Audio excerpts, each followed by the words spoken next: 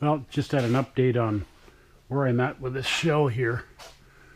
I've got the wheel wells all buffed out. They're finished up and ready. I've got all my little button head welds all buffed down. Strip this right down.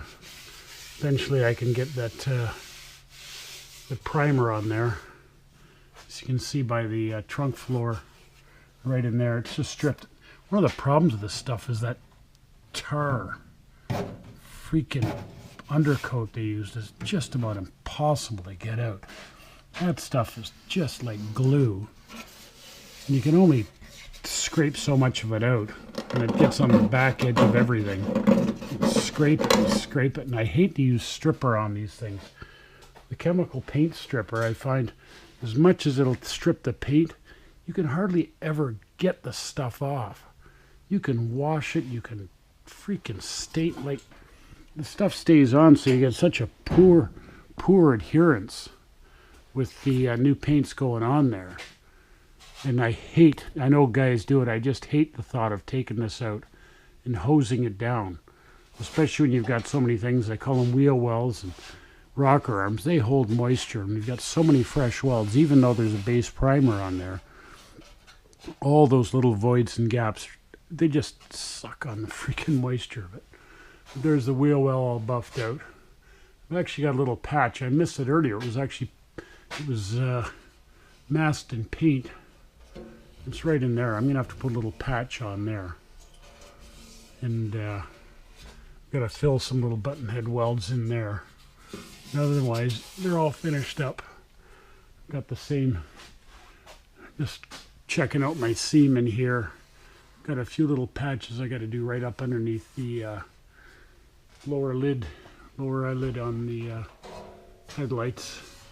A little bit right in here and down there. And otherwise, it's in good shape. I've got the other wheel well in here.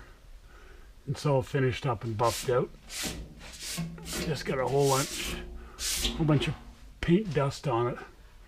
It's all finished up. Just so much dust on it. A whole lot of it's just going to be buffing with the gamma pad and finishing so many little weld butts. Got it all done in here, down there. That's a little hidden spot. I'm going to actually do a little bit of fill, simply because it's so hard to do the toe kick or the floorboard in here. I've got a little patches, and I hate the look of that. I almost like, I can do it like I did this one. I do a complete flat piece, but wish I had one of those little dimplers that could put the stiffeners in, but I found a bit of a problem at the back, and it was all revolving around this area here. This car in the past has been dinged up and smacked on the left rear, and I could pick it out up into the trunk. There was some dimpling and some bending on the actual left side trunk floor. So when I started to clean it all out, I got all of that crappy undercoat off. It just thousands of little scrapes. And then when I started to get down and down, I saw that the seam all the way along the bottom, it's an old spot weld seam, has been split. That got me wondering, I wonder why.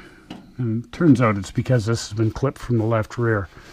And probably this whole area in here is just a big Bondo patch. You can see all the little rust spots that are just coming through.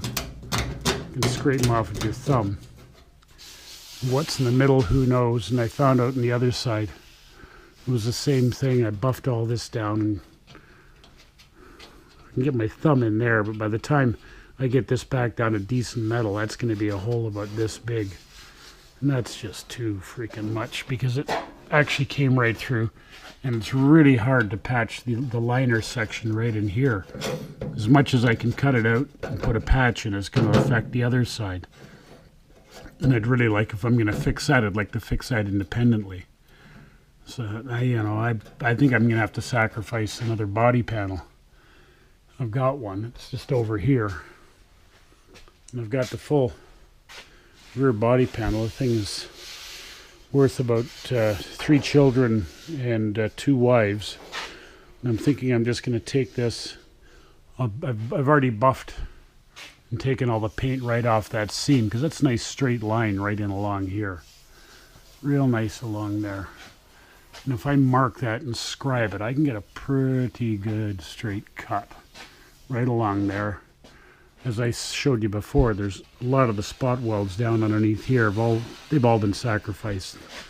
So if I just take that and drill them out, save the inner bulkhead panel on both sides, and then do a real light fine scribe line all along here.